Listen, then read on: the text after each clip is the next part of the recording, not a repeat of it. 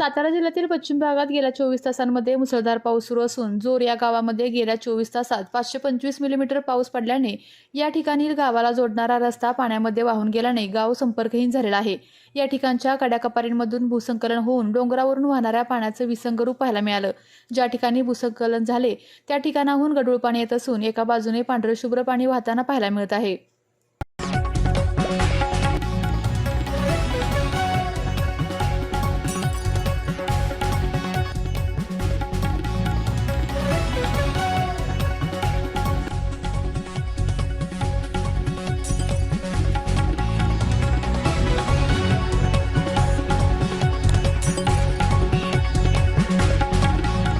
आपल्या तालुक्यातील जिल्ह्यातील बातम्या सर्वप्रथम पाहण्यासाठी आजच सातारा न्यूजला YouTube चॅनलवर सबस्क्राइब करा, लाईक करा, शेअर करा आणि बेल आयकॉन प्रेस करायला विसरू नका।